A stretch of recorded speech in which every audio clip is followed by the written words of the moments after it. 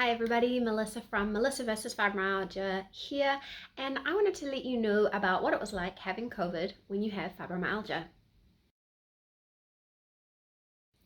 So there's a few important details, and it has nothing to do whether or not fibromyalgia is an autoimmune condition.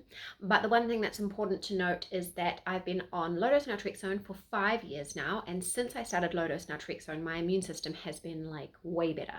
I used to catch everything going around, and I used to get it all hard, but I've been doing very, very well for the last few years. I'm also fully vaccinated, so I've had my 2 vaccinations plus my booster.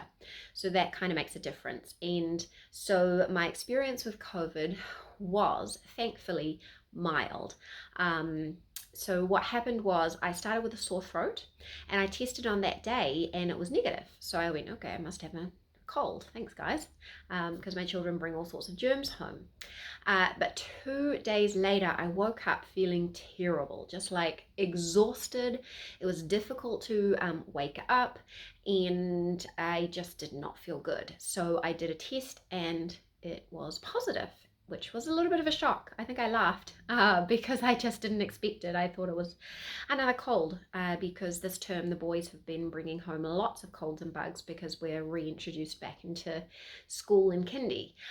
So anyway, I was still able to function. So I still looked after the children all by myself. I was very tired, but I managed to get by with a longer rest in the middle of the day and going to bed early.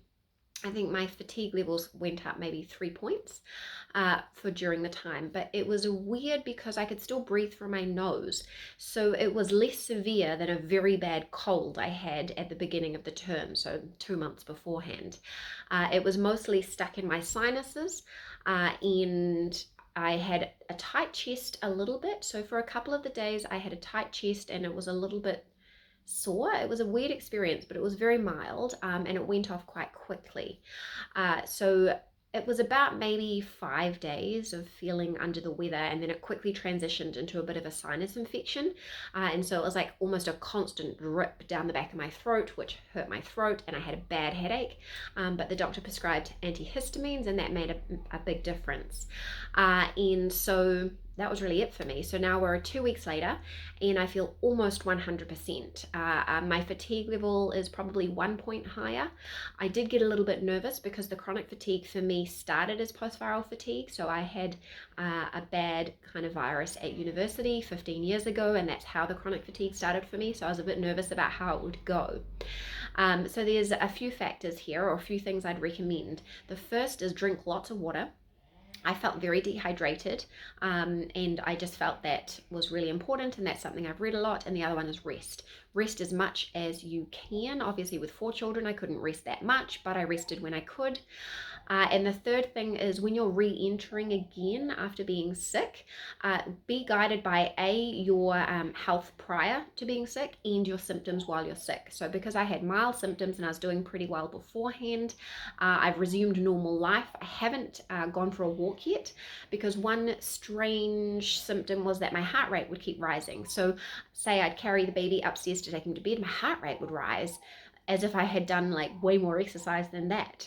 So I'm taking it easy, and when I start again, I'm going to start with some gentle walking just down to the street and back, and I'll see how that goes. But overall, I'm extremely thankful.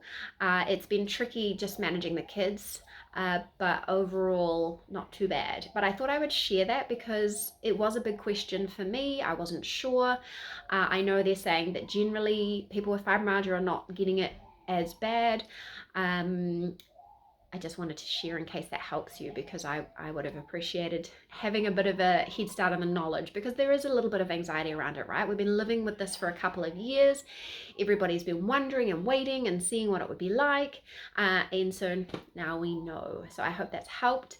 If you've had it, could you share your experience in the comments so that other people can see also what it was like? Now, obviously, there are going to be people who've had it worse, especially people who perhaps their illness was not very well managed beforehand. Maybe they've got autoimmunity issues, maybe they're immunosuppressants, so it's going to be varied. We're not all the same, but it just alleviates that fear, I think, to share the knowledge and what helped.